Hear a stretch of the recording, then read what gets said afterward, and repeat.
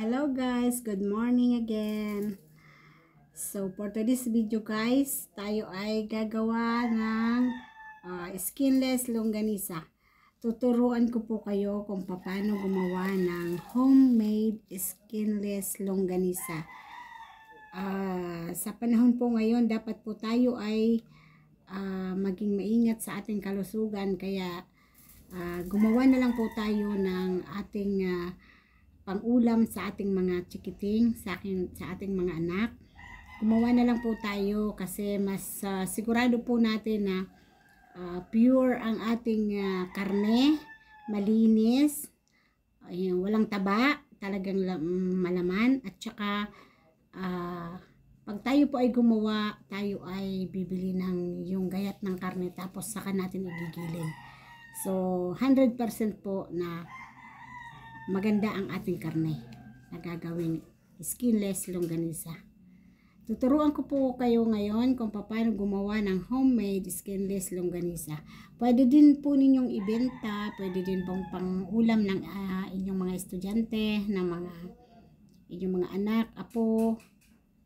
Masarap po ito. Sundan nyo lang po kung paano ko ginawa at sigurado po ako sa inyo, napakasarap po nito.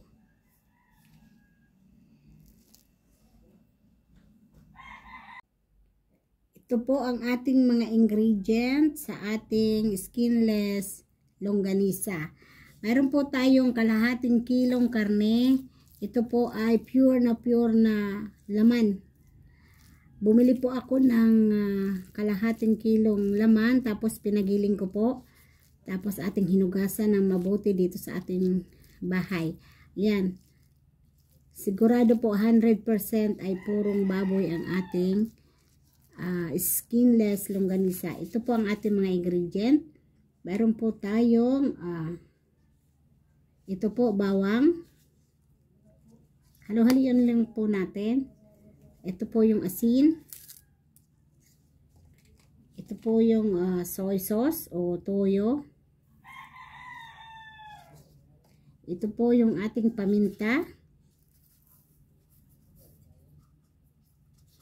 At ito po ang ating secret ingredient ng pampasarap ng ating skinless longganisa, ang liquid seasoning. At lalagyan po natin ng 8 kutsarang brown sugar.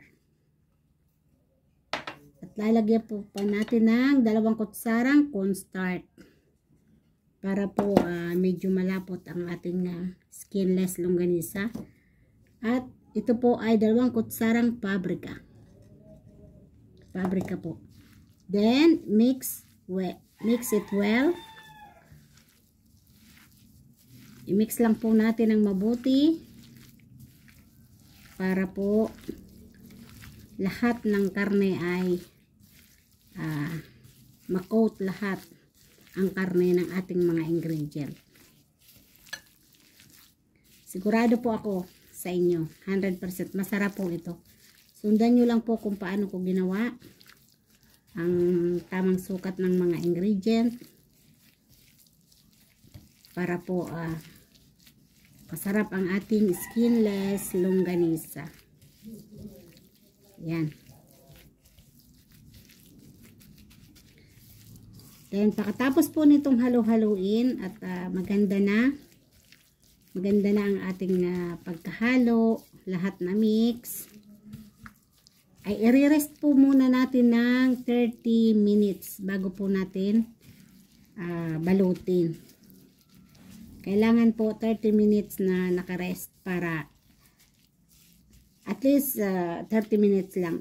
Pwede rin 1 hour. 1 hour or 30 minutes. Paki-rest lang bago natin siya balutin.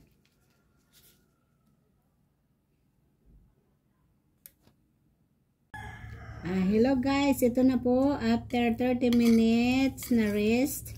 Ito na atin ang babalutin dito sa plastic ng ice candy. Dito po natin siya ibabalot para yan, ganyan. Ganyan guys.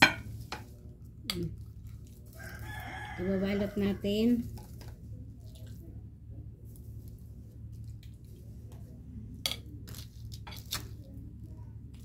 Ganyan lang po.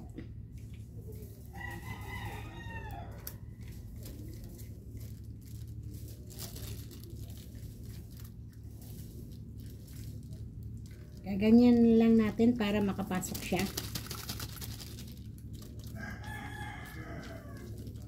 Itutulak natin ng stick.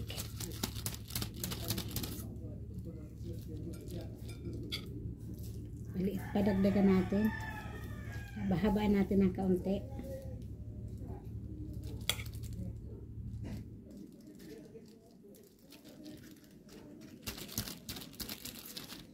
Yan, okay na to guys. Ganyan lang siya kahaba.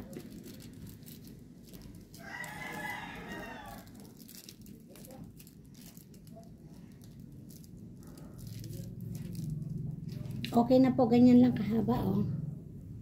Okay na po ito. Tapos, ating isasarado na muna. Tatalian natin. Pagkatapos natin guys balutin, ilagay muna natin sa freezer para tumigas siya bago lutuin. Ano po, ganito po siya, oh. Ganyan lang kahahaba, okay na to.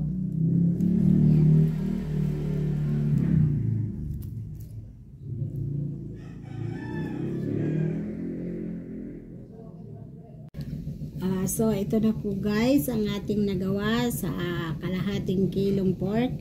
Ito na po ang ating skinless longganisa. Kalahating kilo po yan ay nakagawa tayo ng 17 pieces. 17 peraso po ang nagawa natin sa ganito kalaki at kahaba. Kayo na po ang bahala kung magkano nyo ibebenta. Pero sa akin po, okay na dito. Ang apat ay 65. Hindi na po lugi ang makakabili nito kasi purong-purong karne po. Malinis ng pagkagawa, masarap, at purong karne. Okay guys, thank you for watching. Maraming salamat sa panunood ng aking vlog at pag-subscribe sa aking YouTube channel. Maraming salamat po. Sa mga hindi pa po nakakapag-subscribe sa aking YouTube channel, please like, share, comment, and subscribe of my YouTube channel, Lily's Vlog. Thank you so much guys. Bye!